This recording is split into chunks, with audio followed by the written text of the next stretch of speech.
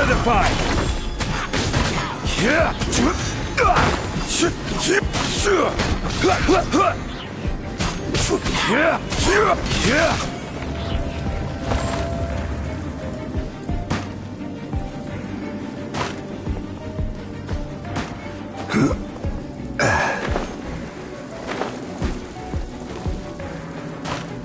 Rise!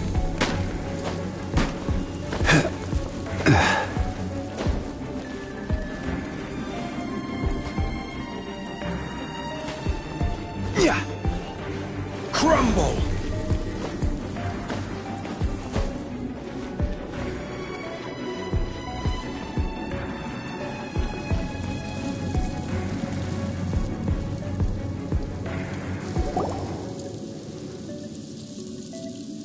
Look at this! It's filled halfway with salt. Just looks like a fancy salt holder. Seems like the god of salt was a god lacking in treasures. According to my knowledge, it's no ordinary vessel. Although it is only half full, it is also forever half full. That is to say, it is bottomless. What? You're saying that even if I pour the salt out, the amount inside won't change? Exactly. Able to produce endless salt. The god of salt is powerful indeed. Finally, after all that effort, I've found precious treasure. I claim this as mine. I just need to pour the endless salt into 1,000 or 10,000 bags. I can sell it and make a fortune. Hey, how can you use a relic of the god of salt for such a shallow pursuit? If Mr. Clement wants this salt chalice, then the next object we find will belong to Miss Wanyan, according to the contract agreed upon. Of course, as we agreed. But how can anything be worth more than this rare find? Since we have a contract, it's no use for me to fight with him. Then let's move on, shall we?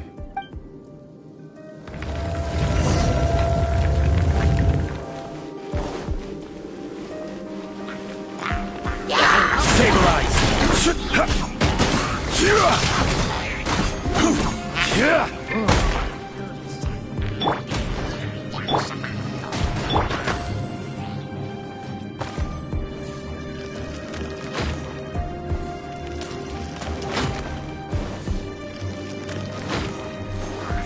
Illusion shattered!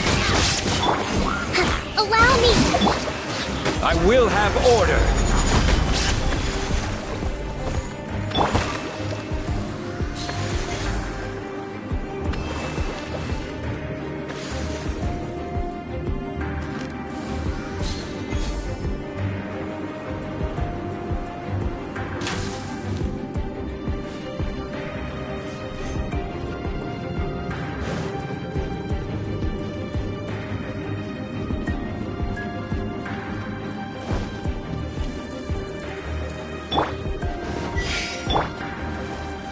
Rise!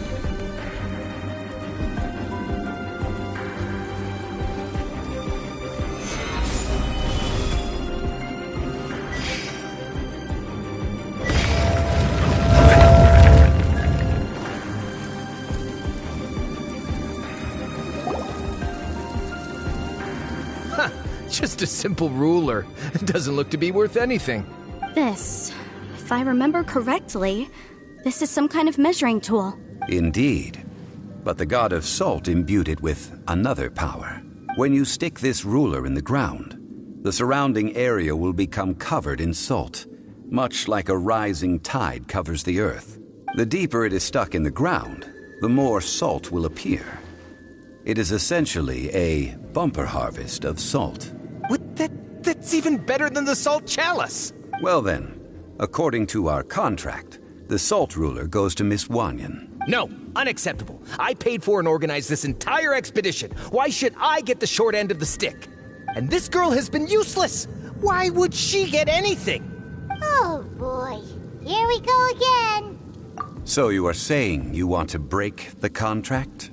So what if I break it? Now that I've seen how the mechanisms in this ruin work, I no longer need you. Let's not forget who hired who here. Why should I let you make the rules? Because you agreed to a contract. Rex Lapis once said, "Ones who break their contracts shall suffer the wrath of the rock. That is one of your Liyue gods. I am from Snezhnaya. I will suffer the wrath of the rock. You may find it rather unpleasant.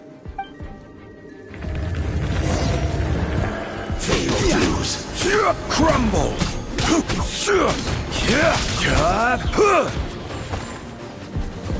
Gather! Torn to oblivion!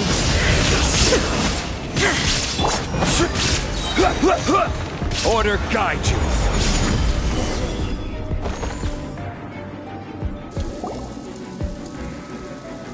I shall confiscate your treasure as well. You are not worthy to continue any further into the ruin. Leave this place.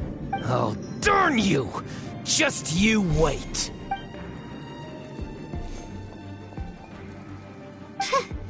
Some archaeological survey. He could only pretend for so long. Hey, Paimon likes Mora, but Paimon doesn't do bad things. Clement's wrongdoing stemmed from greed, yes. But besides greed, there are many other things that may tempt us to break contracts. When people see the object of their dreams, how many are really able to control their desire and follow the contract? I think we should be honest with each other now. Huh? Be honest about what? That in truth, not a single member of this archaeological expedition came here for archaeology. Why do you say that? Miss, you lack even the most basic archaeological knowledge and can recognize naught but a few simple relics. However, you are an expert when it comes to anything regarding the god of salt. You aren't interested in archaeology or relics. What you're really interested in is the god of salt. I believe those legends about the god of salt that you mentioned on the Pearl Galley are passed down between generations at Yinyuan Hall. Okay, that's enough. Sir, you are indeed a man of great knowledge and talents. I seem to have been right to seek you out once I plucked up my courage. You're right. I'm not a scholar of archaeology. I come from one of the 8 trades under the jurisdiction of the Qixing, Yinyuan Hall of the salt industry. Our ancestors were those protected by the god of salt all those years ago, when the Archon War engulfed the land in chaos. Oh, right! Now that you mention it, the people of Liyue very seldom use the name Morax. During the war, Morax assassinated our god out of envy for her power. He left us alone and lost in the world. We hate him! But this is Morax's Liyue after all. And its history is written as he wishes. So I seek proof of Morax's guilt. He has blood on his hands and cruelty in his heart. We agreed to a contract that we will face the truth head on, didn't we, Mr. Zhongli? You must judge this history fairly. Naturally, of course. But I must add, Liyue is no longer Morax's Liyue. Come with me. All the answers you seek lie ahead.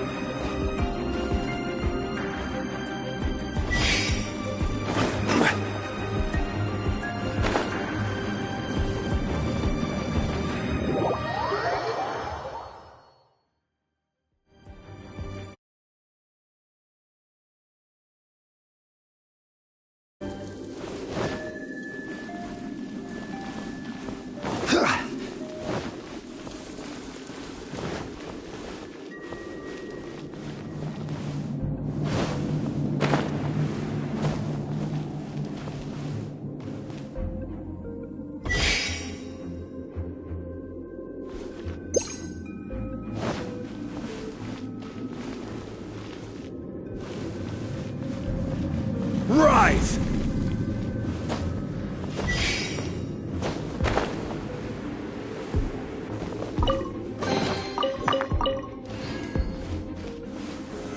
Gather!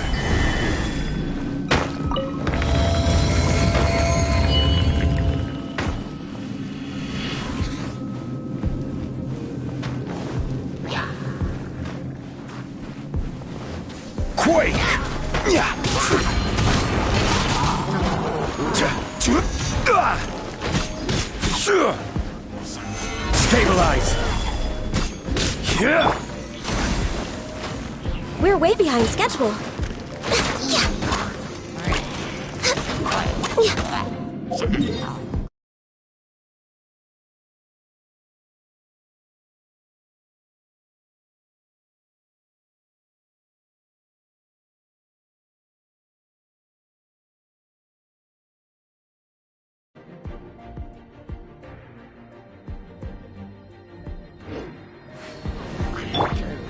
There is no escape! Right now, right here, emerge.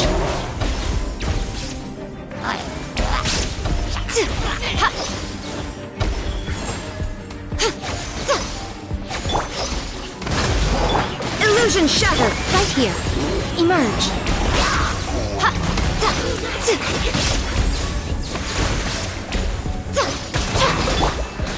This is order.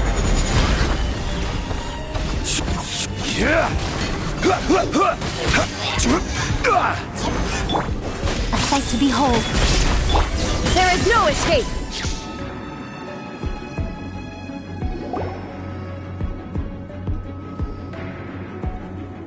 This is a sword?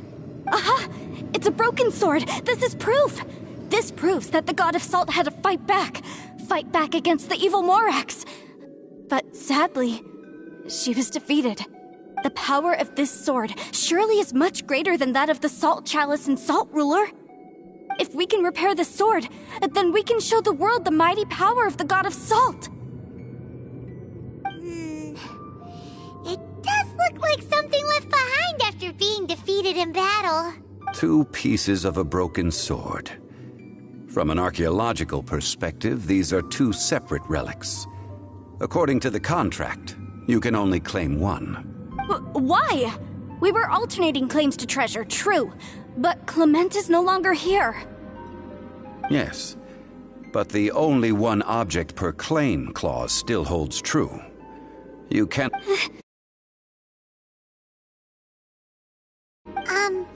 Zhongli, she seems like a good person, and no one is fighting over the treasure. How about you let this one slide, huh? When there's a contract, nothing can be allowed to slide. If the contract is not followed, then it is broken. No! If I only take 1/2, then it can't be repaired, and the power of the God of Salt cannot be restored. No matter what, I must be faithful to her. Even if it breaks the contract, I don't care. So you are already decided? Then there is a price to pay for breaking the contract. Zhongli! That is to say, you consign yourself to suffer the wrath of the rock. That's okay. The God of Salt gave up her life to protect her people. My sacrifice is nothing compared to that. Punish me however you want. Just let me take this proof of my faith. No, you can't hit her! Perhaps that punishment would be easier for her. But, as punishment, I will tell you the truth. Huh? The truth? You mean the truth is my punishment? Yes. The truth that I am about to tell you shall be your price to pay for breaking the contract. I'm afraid to say that the God of Salt, Havria, was not the powerful god you imagine her to be. Rather, she was a small and weak god who yielded to all other gods. When it came to war, she lost, never able to win a seat among the 7. What? During the Archon War, the gods of this world used all their strength and cunning to vie for control of Tevat. But Havria instead chose to flee. She thought that by giving up before a fight could start, she could save herself and her people from the war. However, during such a long war, there is no end to the advances of aggressors. After making countless concessions, Havria lost all of her lands, until only one small haven remained. No. No! It can't be so. In her last days, She had not even a single blade to defend her people with. Not even a single blade? Then... this sword... This sword is not a relic belonging to the god of Salt, but is instead the murder weapon used to kill her. Murder weapon? No! That's not true! That can't be true! You're trying to test my faith in the god of Salt! As I said before, I only state the facts. Preposterous! You are a follower of Morax! Don't try to trick me! Hey! Come back! It is a punishment after all. I did not want to tell her such cruel facts, but the contract was broken. Let's follow her deeper into the ruin. There, I fear, we will find something that will leave her no choice but to face the truth.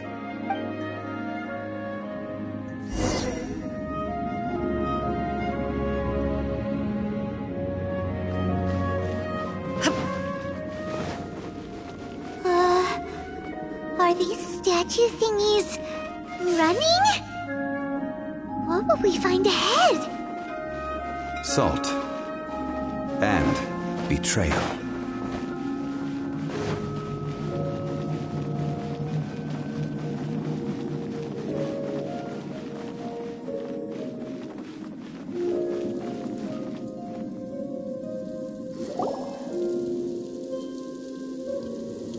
What are all these? What did they see? What did they do? What happened? Since you do not trust me, let us continue onward. That which lies beyond this door will show you all that happened back then.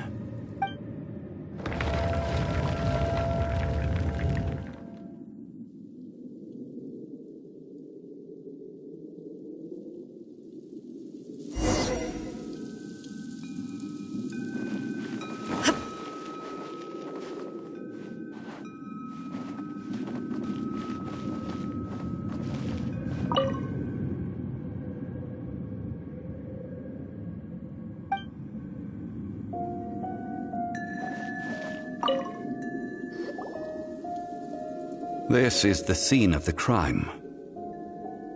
Havria's body dissipated, leaving nothing but these traces of salt. Her dying moments have since been frozen in time to this very day. The story continues that some among her people realized at last that this gentle, kind, but weak god could never protect anyone in wartime. The Archon War was cruel in the extreme. Instead of consigning her to the agony of defeat, they thought perhaps it would be better to give her a quick release. But what about these statue thingies? No matter how weak the god, the power that flows forth when they are slain is beyond the strength of mortal coils to bear. Those who could not flee were thus transformed.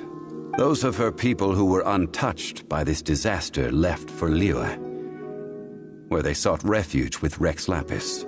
Their descendants feared Havria's remnants and lived in terror that she had laid upon them an eternal curse. So they risked their lives to come here, to break the sword, and offer up obeisances in hopes that her anger might be appeased. But they need not have done so. For how could a god who had never once resisted, even till the end, nurse hatred for her people in her heart? Even if this is so, I can't! This must be a lie. A false history, all of it! Don't you dare try to shake my faith!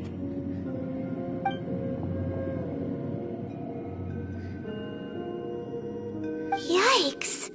Zhongli didn't show any mercy this time either. This is the price she must pay. Yet I would not call it a bad thing. Judging by how she appeared, I fear that she will struggle for a time. But even if she may not escape that struggle immediately, Simply recognizing the truth is good enough for now. Indeed. In ages past, Havria's story served as a warning to me as well. Faith in a god who has already passed will do you no good. So it is for Havria.